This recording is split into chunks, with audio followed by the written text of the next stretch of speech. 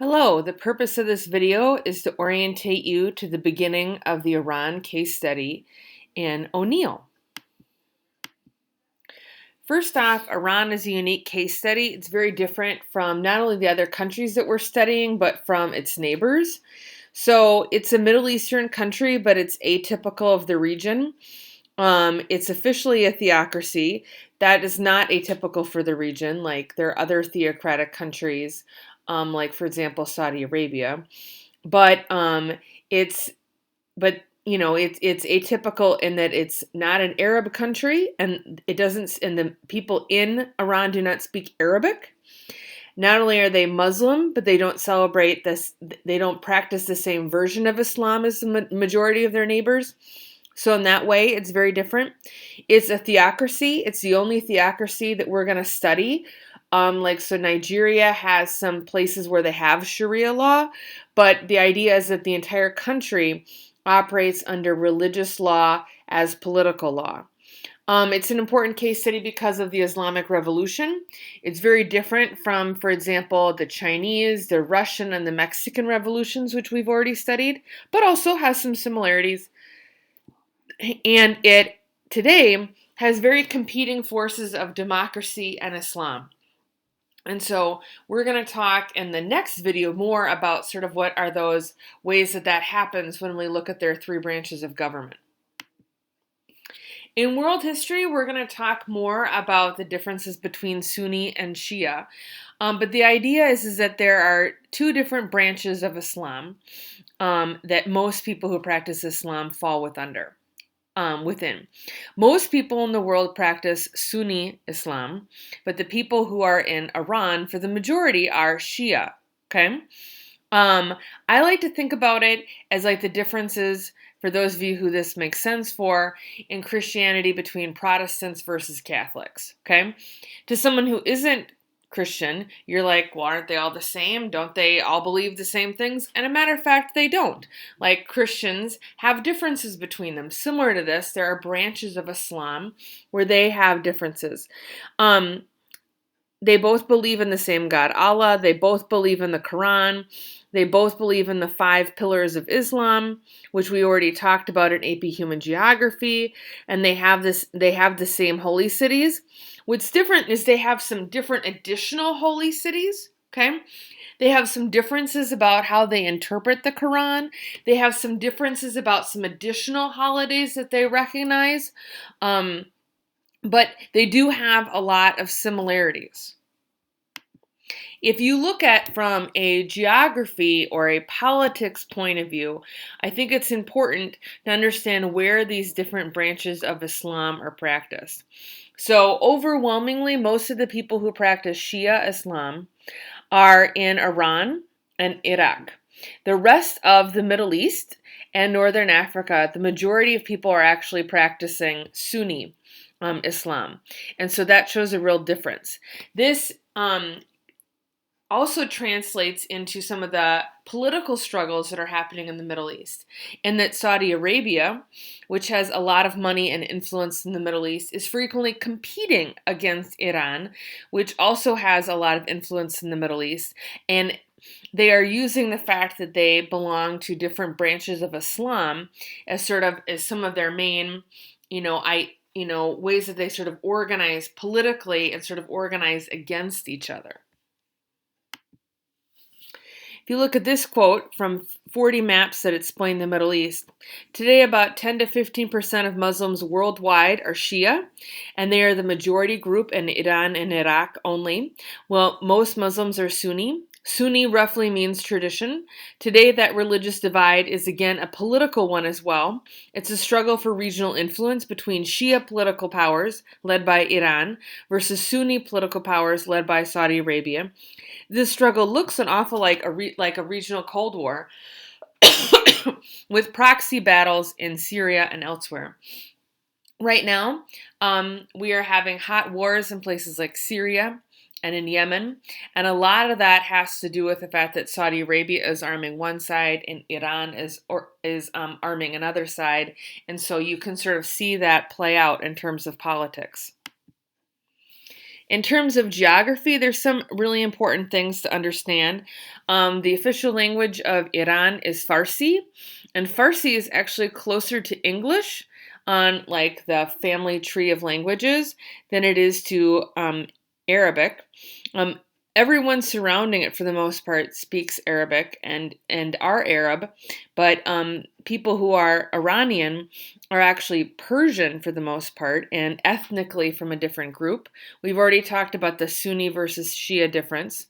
In terms of understanding its government, it's a theocracy, which we haven't covered, and it's unitary. So in that way, it's got more similarities with Great Britain and with China, as opposed to the other countries that we studied, which are federal. Demography-wise, Iran is a very interesting country. It's a very young country. The median age is 30. Okay, a significant portion of their population is closer to your age than it is to my age. Okay, most people living in Iran have absolutely no memory prior to the 1979 revolution, which means that most people living in Iran have only known living under a theocracy. And so even though this regime change happened in my lifetime, most people do not remember what it was like before this regime change. It's the fourth largest fourth largest reserves of oil and the largest reserves of natural gas. We will talk about the resource curse with this part of the unit, and the fact that Iran, like Nigeria, is a rentier state. Other key geography tie-ins that relate to concepts that we've talked about is when you look at Iran, you want to pay definite attention to issues of gender and manifestations of gender equality. Iran is dealing with a significant problem of a brain drain, particularly because of U.S. sanctions. And so people leave Iran to get an education and then they don't go back because they have better opportunities in other countries.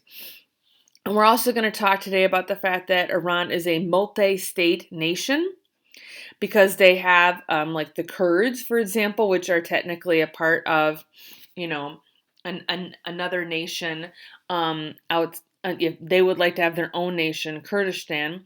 And also, if you think back to political geography, Iran is an example of a compact state.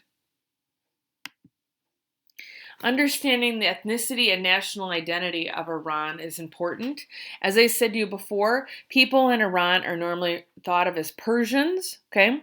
Persians is the ethnicity. However, unlike, for example, Russia or China, which we've talked about recently, they have a lot more ethnic diversity in Iran than some of the other countries that we've talked about. So 60%, a little bit more than half, of the people who live in Iran are Persian. About 20% of the people who live in Iran are Azeri. What's interesting is that Azeri people, although they might be a minority, they are Turkic-speaking people in the northwestern part of the country. Because they still follow Shia Islam, they are not treated as a minority. So, for example, the current supreme leader, Ayatollah Khomeini, is actually Azeri. And so if you can get to be the supreme leader of Iran, I think we can agree that that means that your ethnic group is probably not significantly discriminated against.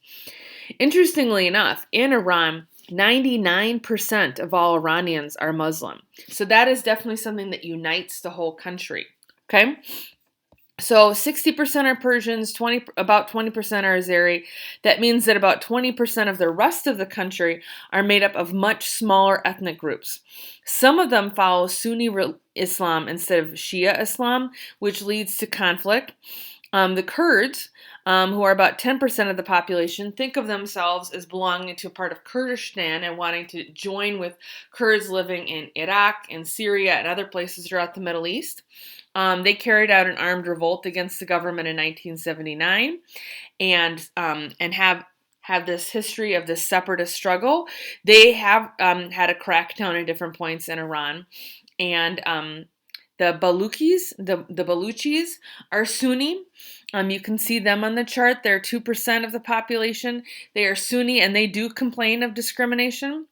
What's interesting is that there are some very small populations in Iran, like the Zoroastrian, the Jewish population, and the Christian communities that actually are less than 1% of the population, but have reserved seats for them to make sure that their voices are heard in the national government in the Majlis. And so there are some interesting ways that minority populations are dealt with in Iran.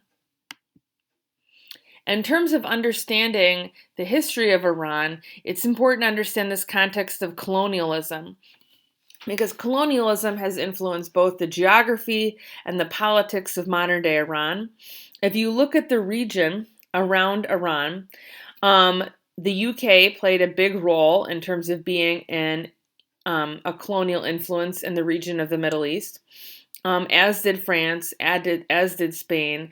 But you can see that there's definitely a lot of influence on the part of the British. We're going to talk more about this when we get to world history next year, but it's important to understand that during World War I, Iran became part of the conflict between the United Kingdom, Russia, Germany, and the Ottoman forces, which are now considered Turkey.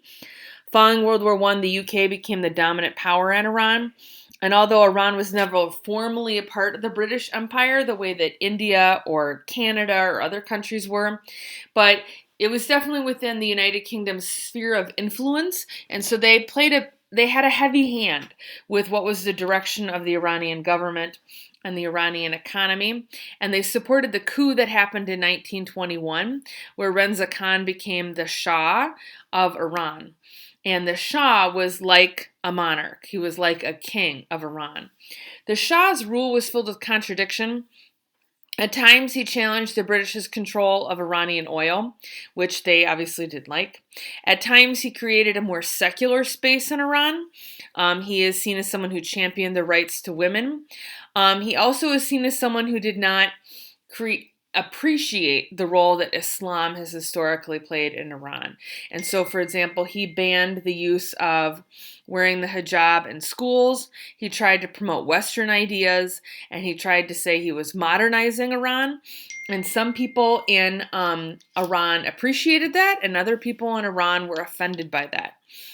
He jailed, exiled, or killed critics. World War II pulled Iran again into an international conflict, and he was very close to Nazi Germany, which worried the United Kingdom and the USSR. So they took him out and put his son in charge. His son became the new Shah. The new Shah was challenged by Prime Minister Mohammad Mossadegh's National Front, and it was a coalition that included nationalists, leftists, religious figures. Like, there were a lot of different types of people that were a part of that coalition, and they demanded nationalizing the oil. And he was forced to concede to that because he wanted to stay in power. But that made the British very angry because they're like, no, we want the oil. And so they withdrew all their technical support, which shut down oil production. The US and the UK were worried that Mossadegh was too close to the USSR. And so eventually they overthrew the prime minister and arrested his supporters. And then that sets the stage for the Iranian Revolution to come, because they really give a lot of power, all of the power, to the Shah. Okay? Eventually, we see at this time period the UK's influence in Iran is decreasing and the US's is increasing. The Shah uses this opportunity to crack down on opposition, and he creates a secret police force, and he ends this brief period of democratization, and Iranians still blame the United States for this, and he rules for another 15 years. Ayatollah Khomeini was living in neighboring Iraq, and he was writing political critiques of the Shah, and they were getting lots of attention. He was getting a big following in Iran, and he was advocating for a different system of government, velayat-e-faqih, or clerical rule. Again, my Persian, not going to claim that I know the correct pronunciation. The Shah's government was cracking down on dissent, and a new coalition was formed, which included communists, religious clerics, democracy activists, to push out the Shah. They had a lot of protests in Iran, led by both students and religious leaders, and the protests are against state repression and against corruption. The Shah declared martial law. People responded with more protests and a general strike, and this sort of culminates with the revolution in 1979. The Shah ends up fleeing the country, and Ayatollah Khomeini returns after 15 years of exile. There's a battle for the future government, each with their own constitution. The Shah is allowed into the U.S. for cancer treatment, which increases the fear of another U.S. orchestrated coup. The U.S. refuses to extradite the Shah to Iran. The Shah and 400 university students take over the U.S. embassy and occupy it for 444 days. They hold the U.S. Hostages. They hold the U.S. staff as hostages. This becomes sort of like a big thing in the Jimmy Carter administration, which you'll learn more about in world history. Eventually, they have a referendum, and 99% of Iranians vote for the Islamic constitution. And so obviously that gives it a lot of legitimacy, right? Rational legal legitimacy. Post-revolution, there is an Islamization of Iranian society. For example, women are required to wear headscarves and long coats. The new Muslim-led government carries out political repression against opponents of the Islamic government, including the various socialists and communists that had been anti-Shah and had been a part of their coalition. What helps this new Iranian government really take hold, though, is the fact that Iran is invaded by Iraq in 1980. And so Iran, despite its post-revolution situation, organizes its self-defense, and this really, becomes the center of all of Iranian society. This war is brutal. There are way too many people who die on both sides. 400,000 Iranians and Iraqis die. 250,000 Iranians and 150,000 Iraqis. And this war set up two things that we still see in Iran today. One, it drastically increased government control of the economy.